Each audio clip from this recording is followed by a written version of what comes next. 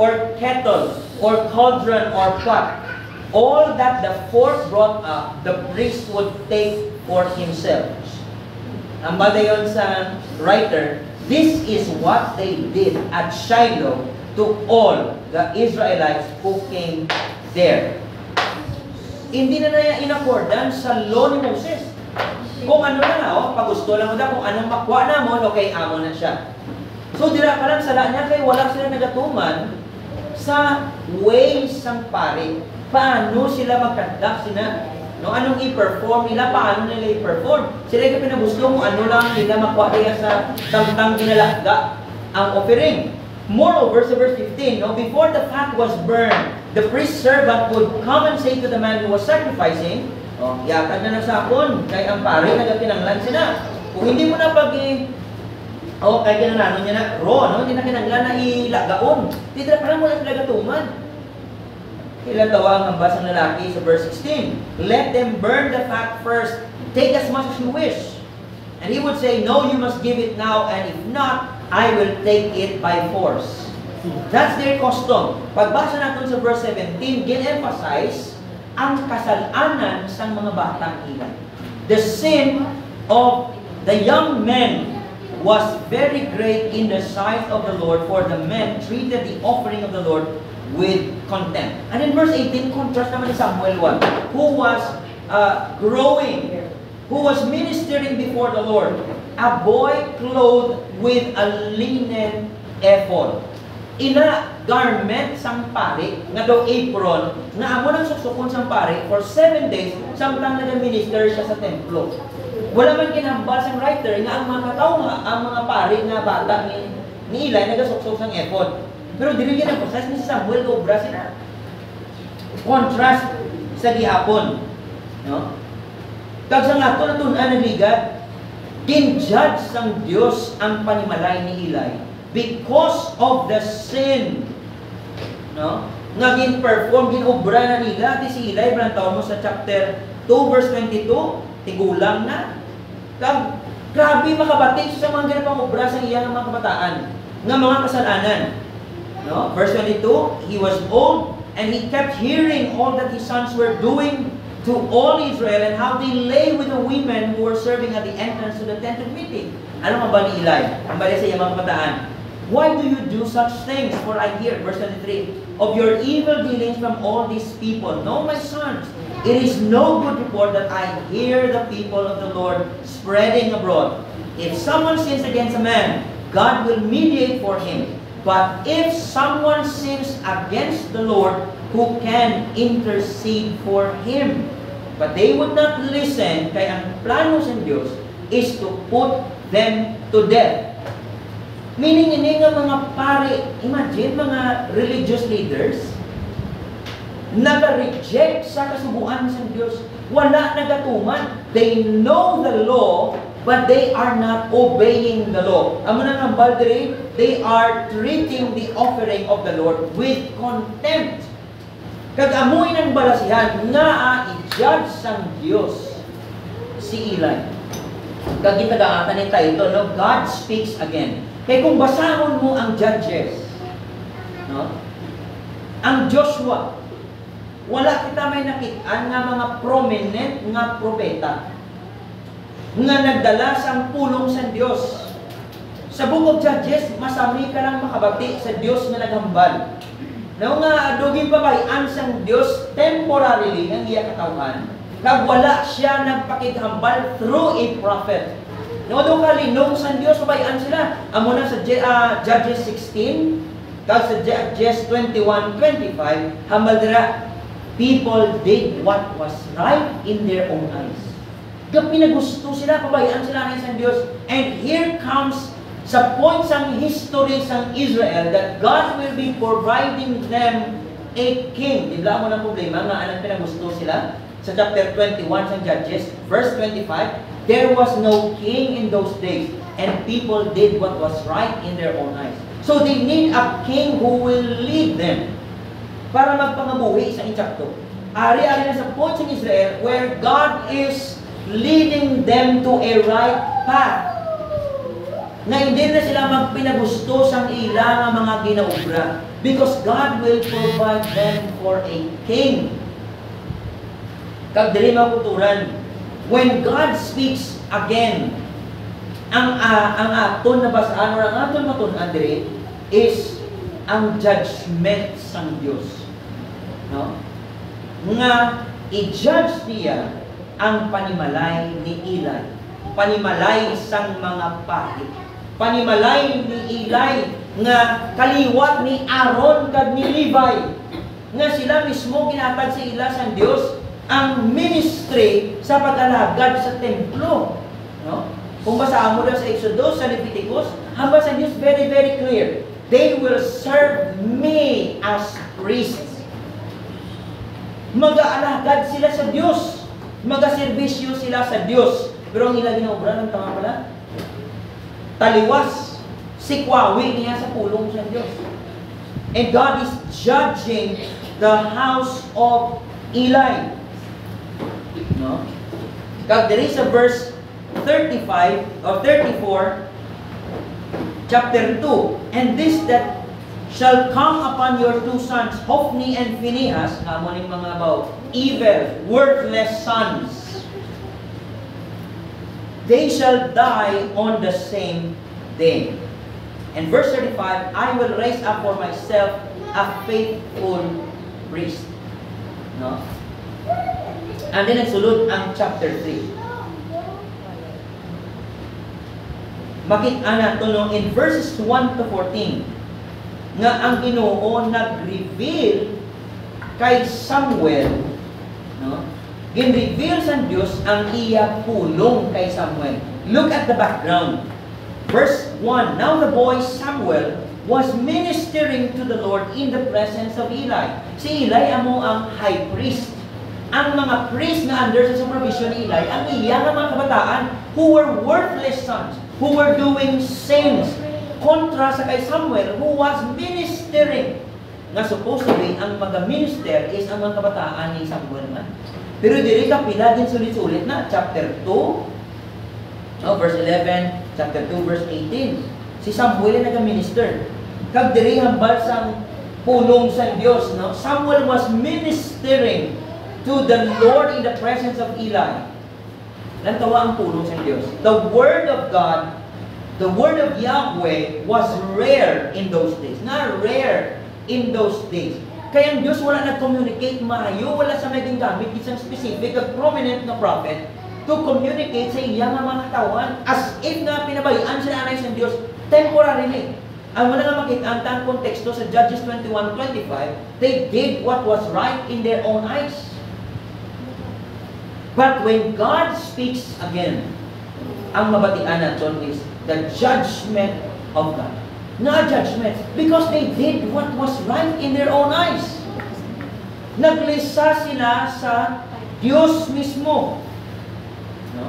The word of the Lord was rare in those days and there was no frequent vision.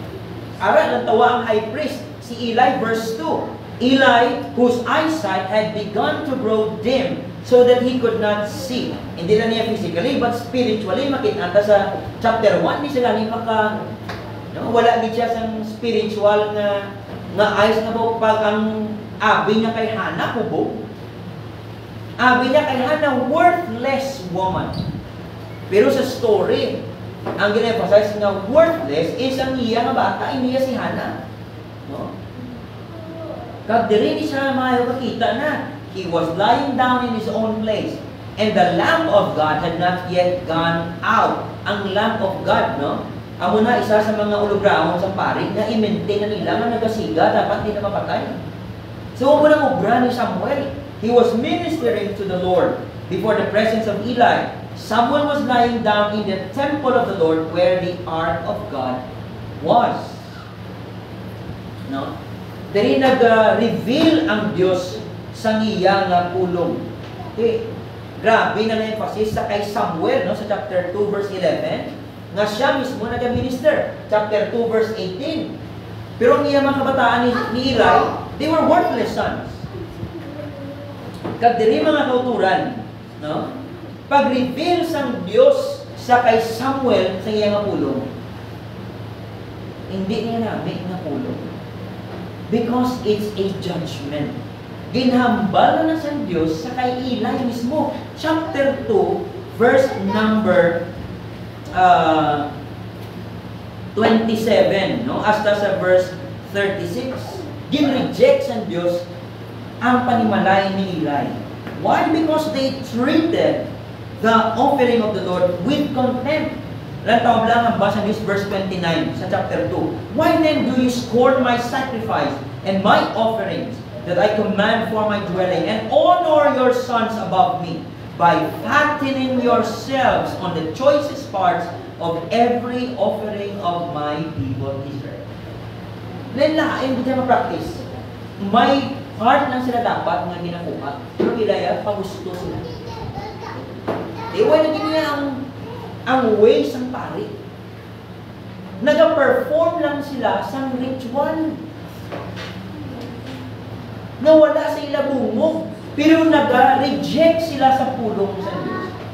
Kag hindi na true sa ilang time, it's very true even sa atong na times mo. We can go to church, perform our rituals, and go back sa atong mga balay, rejecting the Word of God throughout the week. And that's a sad thing. As if nga daw kabayaan ka lang sa Diyos, anay, kagabi mo, okay man na. Nagulang huna, gidayan mga kabataan nila, nga ba i-judge kita ni sa Diyos tungkol sa aton sa langang ginobra? No, they did not expect that. Pero ang pinapakita sa story is that these priests who were supposed to lead the people of God sa inchaktong worship, they were actually sinning before God.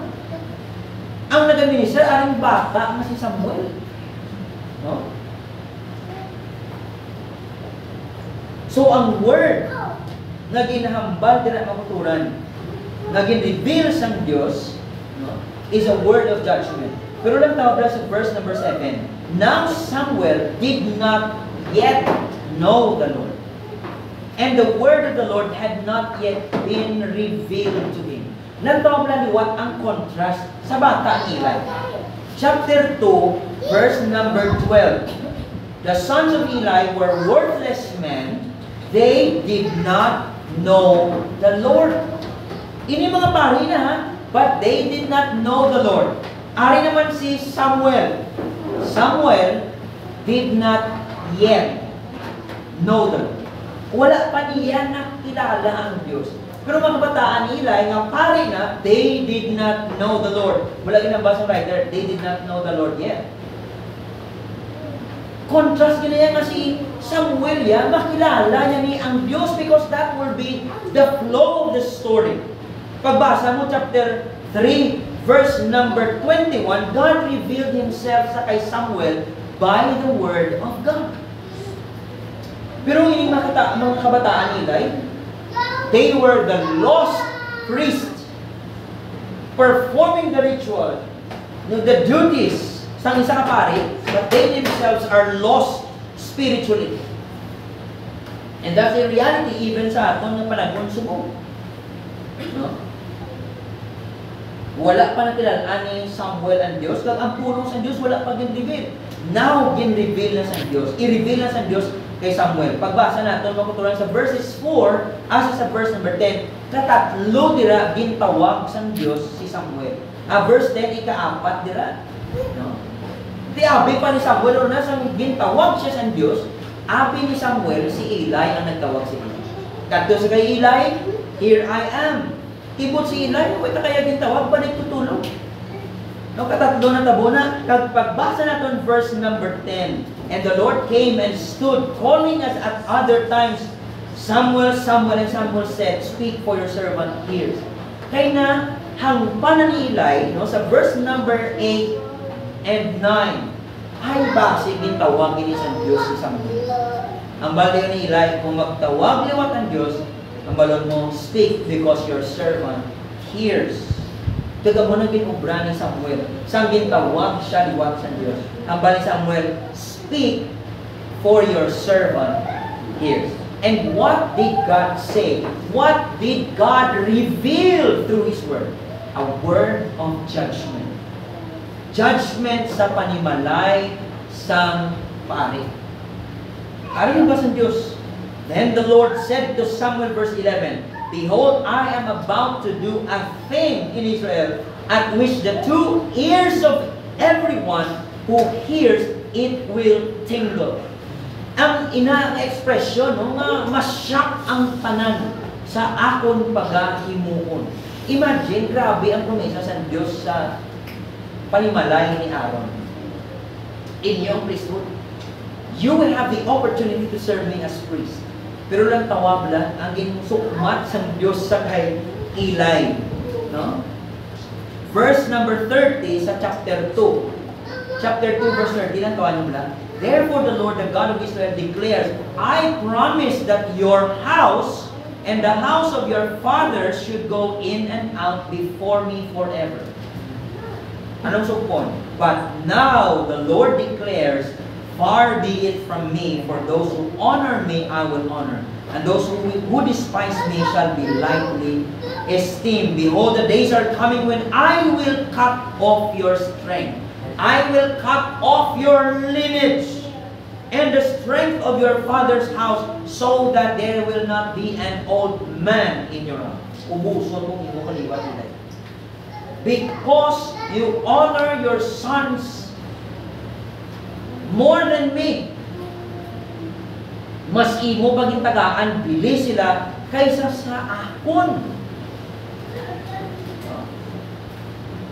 A word of judgment. Aring ang basang Diyos sa kay Samuel, verse 12 sa chapter 3. On that day, I will fulfill. Aring confirmation sa ginhambal sa Diyos kay Eli about sa judgment kay i-perform niya.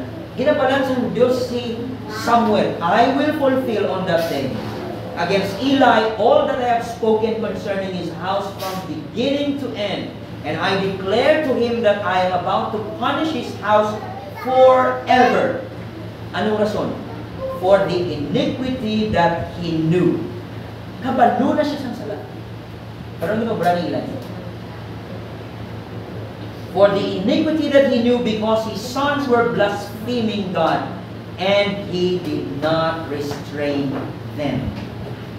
As the high priest, kagang iya nga makabataan, priest under sa iya nga supervision, it is his duty to rebuke and to correct his sons. You are not performing the law of God. You are not obeying the law of God. Hinulsul ka mo, pero kapag na si Eli, gapabungol mo, walang kapabulang-bulag si Eli. Kinyo kasalanan. Pero nagtawab lang, once ang Diyos mag-intervene, judgment mo. Nag-expect si Eli? Nag-expect si Hophni at si Phinehas? Wala. And that is why ang phrase or ang term diri nga, I will punish them. No? Forever. I will punish his house forever. Kasi sa verse 14, therefore I swear to the house of Eli that the iniquity of Eli's house, di baso lang sa lahat niya ng mga bataan, balik sa iya. Kabalo siya, pero bayan nila. Shall not be atoned for by sacrifice or offering forever. Hindi mamatawad. Ang ina phrase, no, ina sentence, nagahambal about sa late na niya para kay Eli kasi yung mga bataan ng binulso. I have given you enough time pero wala ka muna mati. Tapos na. Why na? Hindi na naman matawad ng inyong ginubra. They have no chance. Very late na sa paghinulsul. Amo na ang judgment sa Diyos. Amo na ang word na din-reveal sa Diyos kay Samuel. When God speaks again, they heard a message of judgment. Why? Because people did what was right in their own eyes. Kaya mo nang makahalukan mga kuturan, may sa ato na panagon subo, ang mga tao doon bumulman gani sa pulong sa Diyos. Although, nga may ara na kita soft copy sa pulong sa Diyos, may hard copy, makabati mo kita pagwali sa sulod sa simbahan, may ara man pinapost ng mga wali sa Facebook, and yet, people nowadays, doon pa rin ng bumul. Wala gyapon pakialam sa pulong sa Dios. And again, as usual, kag ang nakatabuhi sa pulong sa Biblia, once ang Dios maghukom gani, ang tao out of God sa permit. Wala sila nag-expect na hukuman sila sa Dios. Pareho sa kay Eli, kag pareho sa iya ng mga kabataan. When God speaks, they heard the message of judgment. Amunin pag-intervene sa Dios ari-ari. Kung pinagusto mo ari-ari, hukuman na yun sa Dios. Because God is now bringing them sa insakto nga dalan. They were doing what's right in their own eyes. Kagari ay providean sila sa Diyos ang hari para magpangabuhi sila sa insakto. Because they were thinking, nasaktong nila obra. Pero gina-emphasize diri ang way sa mga pari, hindi amo. No? Hindi amo. Kag diri message of judgment. The sins of the house of Eli shall not be atoned for by sacrifice or offering forever. Dahil na, ini nga judgment, mga kauturan. And then verses 15 to 18, Samuel revealed God's word to Eli. Gin-reveal ni Samuel kung ano ang hambal sa Diyos sa iya. Amo na yan ang ginaubra sa mga pare. Ilang taon bala? The word of God was revealed to the house of Aaron. They knew sa nila nga duties. Ang pamangkot, ginatuma nila, wala. Ari kay Samuel, God revealed His word to him. And Samuel revealed the word of God to Eli nga amo ang high priest. Amo ang naga-supervise iya, samtang si Samuel naga-minister sa templo. And it's a hard message na judgment, hambalan mo ang high priest. Samuel lay until morning, then he opened the doors of the house of the Lord. Why katulog si Samuel? Because of the judgment, word of judgment from God sa house ni Eli. And Samuel was afraid to tell the vision to Eli. Hadlok siya. But Eli called Samuel and said, Samuel, my son. And he said, here I am. And Eli said, what was it that he told to you? Or he told you, do not hide it from me. May God do so to you, and more also, if you hide anything from me of all that He told you.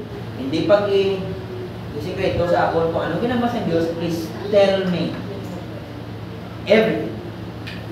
Di ba lagi nabala na sa Diyos si Eli, na i-judge siya sa Diyos. Nantawang ang baling Samuel. Verse 18. So Samuel told him everything and hid nothing from him. That's how Samuel handled the word of God. He told everything and he did not hide. Sa kung ano man ang ginagawa sa Diyos. Kinreveal tanan ni Samuel sa kay Eli. Ano ang response ni Eli? Verse 18. It is the Lord. Let him do what seems good to him. Let him do what seems good to him. Lantaw mo na, hindi mo na talagpat nga mo ng sabat ni Eli. Pabayian Diyos kung anong iyahimuon nga maayo. Nga, because people are doing what is right, what is good, just in their own eyes. Ari, Diyos nagdyan nakambal about judgment. Pabayi siya. He knows what is truly good. Si Eli, kagaya mga bataan, were doing what is good in their own eyes. When na naglali si Eli, bayan Diyos. Let him do what seems good to him. Wala tayong makuturan, no? Ang Diyos na bukong sa aton, o sa sinigang kalimutan. Doon para sige na mabayan sa Diyos. Sige. But when the time comes, nga ang Ginoo maghukom, kagbaw kabay pa nga hindi too late sa aton. Constantly we hear the word of God. Sunday after Sunday after Sunday. Kag ina dapat mag-break sa aton, mag-lead sa aton, na magbago. Ang problema, if we will turn deaf ears sa mga ginpangambal sa Diyos. Kaya kung i-judge kita sa Diyos, mga bakit about too late pareho sa sining nga panimalay ni Eli. Sa kay Eli kasi siya nga bata. Actually, hindi lang yung bata yan napatay, pati siya mismo. Imagine.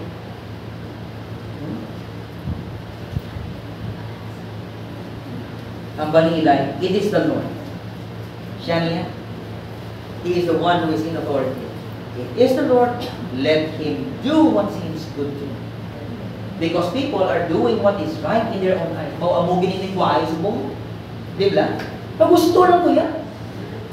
Ako pa niya kamuhi. Kita mo, pati mo, ay, ambot lang din. Ang mga viral subong sa Facebook, tinitigan ko, ano ba yan? Kung ano nga mga kabastusan. Basi iba sa ato nakakita ito sa mga viral.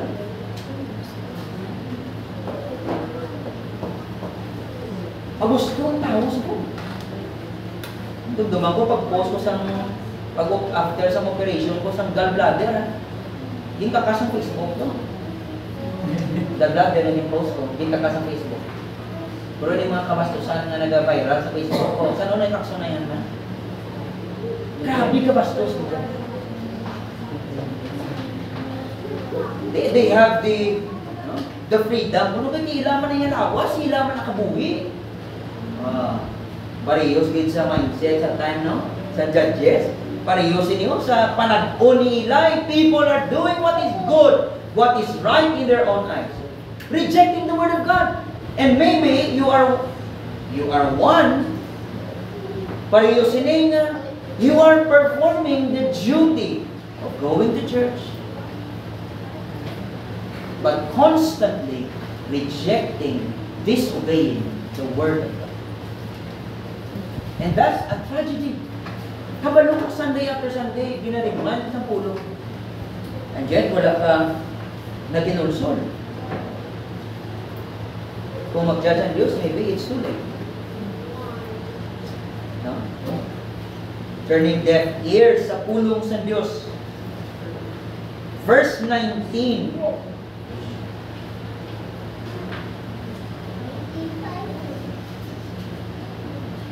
To chapter 4, verse 1. Ano ang badra?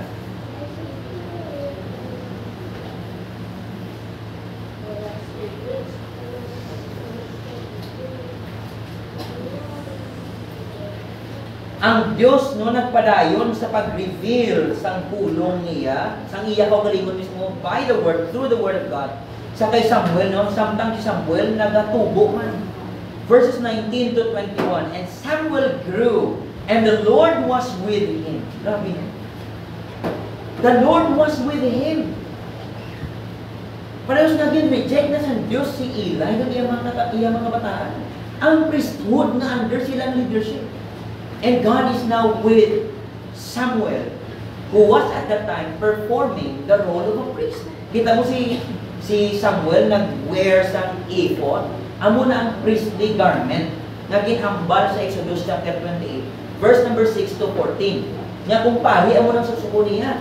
Pero sa verses 19 to 21 mo kuturan, tuod nga si Samuel nag-perform sang duty as priest, pero inayang nga duty temporary na because God will raise up a faithful priest, and that will be Zadok sa time ni King David.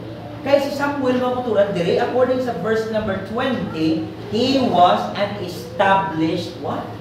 Prophet. And that is why God speaks again to His people. He raised up this prophet Samuel, who is considered to be the last judge and the first prophet sa Israel. Pero nag-perform siya sa duty or role as priest. Kaya nag-wear siya sa ephod, pero temporary lang na yung ministry ni Samuel. Pero ang iya primary ministry is to be the last judge in Israel, kag first ng prophet sa Israel. Kita mo, rare ang pulong sa Diyos, but God raised up Samuel para ang pulong sa Diyos mabatian gid sa iyang katawan. Kaya palihos lang ang ginabuyok sa Diyos, dili kita maagi ha? Because I will be giving you a king who will solve the problem, so that you will not do everything what is good in your own eyes. God raised up Samuel, and the Lord was with him. Nandoble ang phrase, and none of his words, fall to the ground. Meaning, tanan nga mga prophecies, tanan ginpaghambal ni Samuel, natabog-gid. Gina-confirm sa Diyos nga si Samuel amo ang prophet sa Diyos, who will be the mouthpiece of God, who will be rebuking, correcting, encouraging, leading His people by the word of Yahweh. And the Lord appeared again at Shiloh, for the Lord revealed Himself to Samuel by the word of the Lord. Ang tawag lang. Si Samuel wala pa kilala una sa Diyos, pag ang puno wala pa gindibil. Meaning, ginawag sa Diyos si Samuel because the word of the Lord in those days was rare. Pag raise up sa Diyos si Samuel ang yung mouthpiece. Siya among maghambal sa pulong sa Diyos, sa katawan sa Diyos ni Israel. Kag sa pag-reveal sa Diyos ang pulong kay Samuel, God is actually revealing Himself to Samuel. So that ang katawan sa Israel will be able to know kung sino ning Diyos nila ginanagad. Actually, naglisa na sila sa dalan. Kita mo, basa mo sa last pila ka chapters, 3 chapters ng Judges. Kung nadumduman ninyo nga sa series, ang crime sa Gibeah, ang Levite mismo, nga ginchap-chap niya ang iya na asawa into 12 parts, kag ang kada parte kinhatag, gipadala dito sa nagrinain ng mga tribu sa Israel. Amo na natamo sa last 3 chapters ng Judges. Imagine Levite, pare. Aring ito bro sa Diyos buhay. When God speaks, He brought the word of judgment sa priesthood. Kaya naglisa sila mismo magaling dapat sa proper, correct worship sa Diyos. Baw sila kaya ang nagpakasala una. And God raised up this Samuel na nag-perform sa temporary role as priest at that time, wearing an ephod. Chapter 2, verse 18. Kaya i-raise up ni San Diyos si Samuel para maging established prophet of God. Nga ang Diyos mag-communicate sa iya katawan paagi sa sining mouthpiece nga si Samuel. Thus revealing Himself to Samuel and to Israel. Look at chapter 4 verse 1. And the word of Samuel, which is actually the word of God, came to all Israel. God speaks again.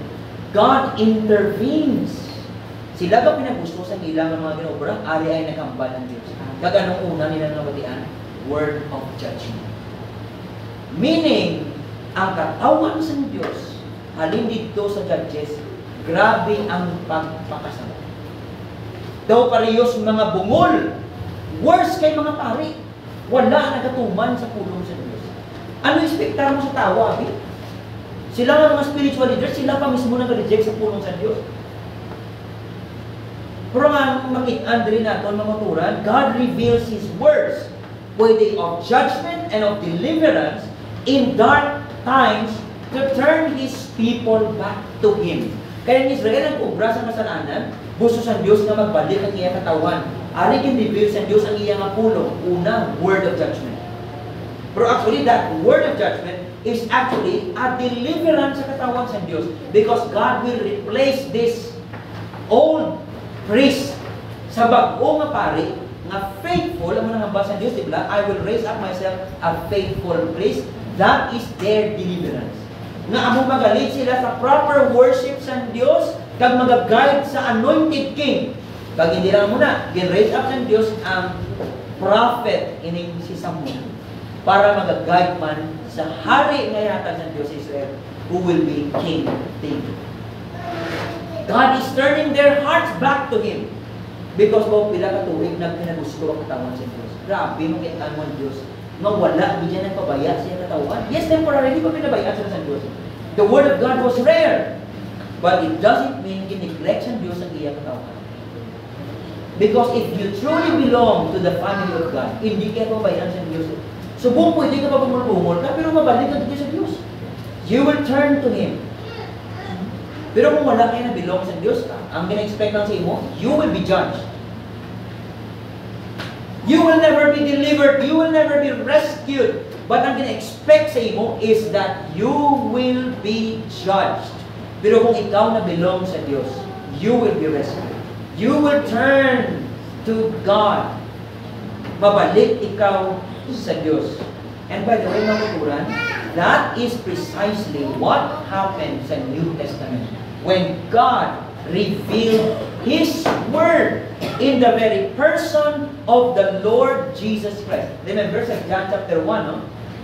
When God revealed His Word. John 1:14. And the Word, inang Word na nag-refer kay Kristo Jesus, was made or became flesh and dwelt among us. And we have seen, ang bali John, we have seen His glory, the glorious of the only begotten of the Father, full of grace and truth. God revealed His Word in the person of Jesus Christ. Ano mo teksto din? Siyang ginpadala sa Diyos si Kristo. Still, ang katawan sa Diyos nag-ubra sa kasalanan. Primarily, ang priesthood. Ining mga religious leaders sa time ni Jesus, sino na? Mga Pharisees and Sadducees. Still in dark times, nga nag-aobra sila sa kasalanan, God sent His Word, revealed His Word. Habang dyan, the Word became flesh. The Word incarnate, gin-reveal sa Diyos si Kristo Jesus. And the Word nga si Jesus, gin-reveal niya ang Diyos mismo. Look at verse 18. No one has ever seen God, the only God who is at the Father's side. Ang meaning sang, He has made Him known. He has made Him known. Meaning, gin-exegete, do parehas ng ginwali ni Kristo, ang Diyos na may, ginpakita niya paagi si iya kabuhay mismo. Gin-reveal ni Kristo ang invisible God. Di ba mo nang natabo sa kay Samuel? Sa gin-reveal sa Diyos ang pulong kay Samuel, God revealed Himself to Samuel. Anong konteksto? In the dark times. Nagapakasala ang katawan sa Diyos. And here comes the New Testament, God revealed His Word. And by revealing His Word, He is revealing Himself in the person of Christ. Ano ang konteksto dyan? In the very dark times, sa period sa Israel, kaubrasan sa kasalanan, naglayo na din sila. Read the book of Malachi. Kung ano ang ginubra sa mga pare, ano ang pali Malachi? Ginibiyog sila. Ang inyo nga mga sacrifices, iatag sa gobernador nyo kung batunod sa gobernador nyo. Ginibiyog sa Diyos ang iya katawan mismo because they were just performing rituals. Wala may na-bring about nga internal change sa kabuhi. Performing the religious duties. Ibutan sa atong konteksto sa buong, going to the church, praying, reading Bible, singing Christian songs, performing duties outwardly. Pero basig wala sa internal change mga kapatid. You can't fool God. Hindi mo yung isang Diyos. What awaits you is judgment. And that is why you need to turn to Him. Kaya mo nang gusto sa Diyos siya. Day after day, Sunday after Sunday, kapamati ka sa pulong sa Diyos. God is revealing His Word to you. He is revealing Himself to you. Magkabalo ka pa ulang tayo, people niya. Gusto Diyos na magbalik kasi yan. Kagamulang ginubra sa Diyos sa Israel because they were walking in the wrong path. Doing what is good in their own eyes. Tawag na chapter 3 verses 17 to 19. Chapter 3 verses 17 to 19. For God did not send His Son Jesus into the world to condemn the world. Word of judgment, but my word of deliverance, salvation. In order that the world might be saved through Jesus.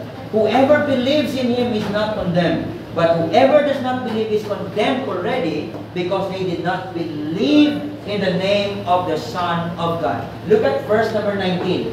And this is the judgment. Parehiyos diyang teksto sa time ni Eli, sa time ng judges, even sa time ni Jesus Christ. Kag sa aton nga chimpos po. This is the judgment. That light has come into the world. Aring sad reality. People love the darkness rather than the light. Saan nagkari si Kristo? Ginbaton siya, wala. He was rejected.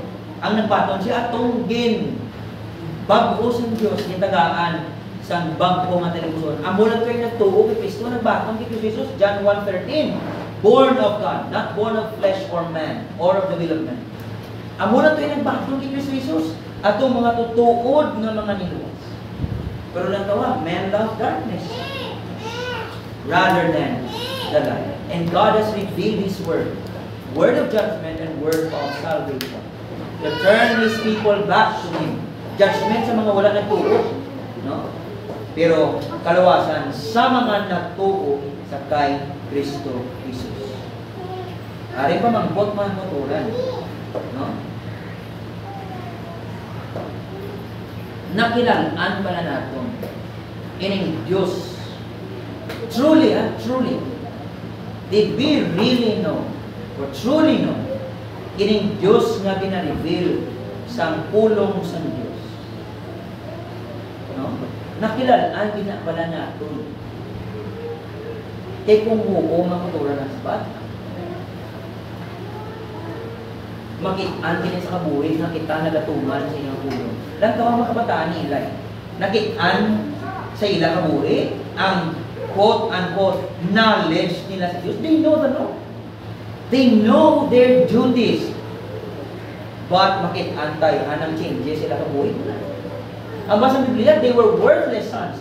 And their sin was very great. May knowledge pero gawbra sa kasalanan.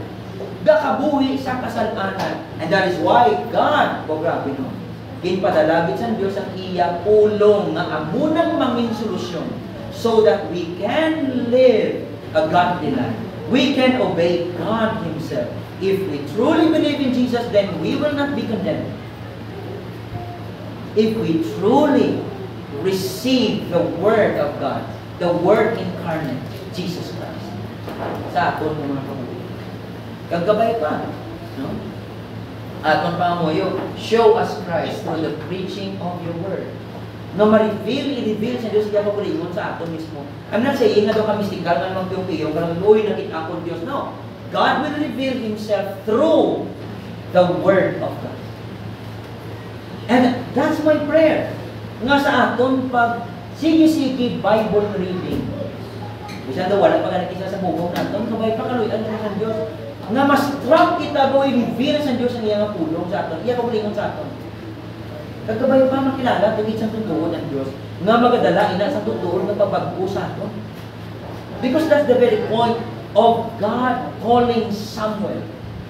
Ang iyang pulong ang i-reveal nga magadala ng isang pagpagpo. Hindi lang kay Samuel actually, kundi sa katauhan sa Diyos. And when you read the succeeding stories, chapter 4, verse 1, hindi lang daw, pag ganun pala tapos na, no? But read it in advance. Pero kabay pa, no? That we will turn to God. No? Hindi kung believer, kita nga po doon naglista, kasi may balik dyan po sa Diyos. Kung wala ka pa relationship kay Kristo, wala ka na sa ibang pangatuan, kundi sa iyaman sa yapon. Kung believer ka, anak ka sa Diyos, na nagtalikod daw temporarily, wala ka man yapon sa balikan. Si Kristo Jesus lang. My dear brothers and sisters, you have no safer place than the foot of the cross, where our sins are forgiven. Kabay pa nga mabalik na Kristo. Hindi sabi pala Diyos at Diyos na nagatutugod pa lang sa Diyos. Amo nang, that's the irony and the sad part. Gapalagyo kita sa Diyos nga tutuod nga nagapalangga sa aton. Gapalagyo ka sa Diyos nga gusto mag-bless sa aton. Grabe mo.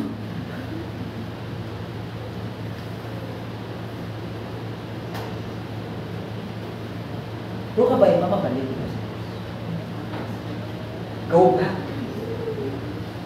Because He is our shelter in the time of storm. He is the only safe place in the 30 feet below the ground. No, end of the world na, kot-kot absoluta dito ang nato. Wala siyang safe place. Kadto kay Kristo.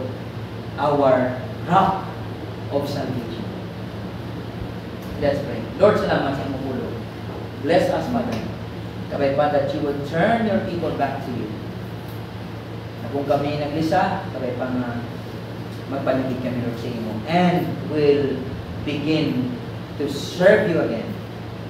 Sa imo bugay kaluoy with faithfulness and with gratitude. Matawara kami sa amon sila in Jesus' name. Amen. Amen. Sige, kato kita sa akin sa pagwasa tayo sa offering, let's press put the gens sa pagkarisno nga at sa pagpangamunin.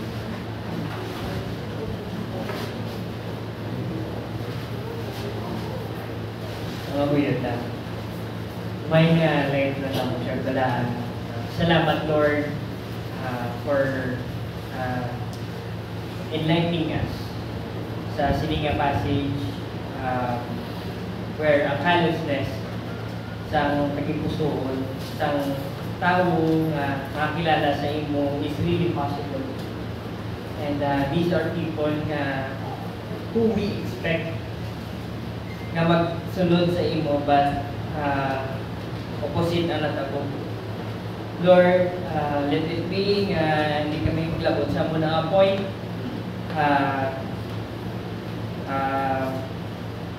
Iskan ordinaryo lang kami, Lord, nga sumulunod nimo.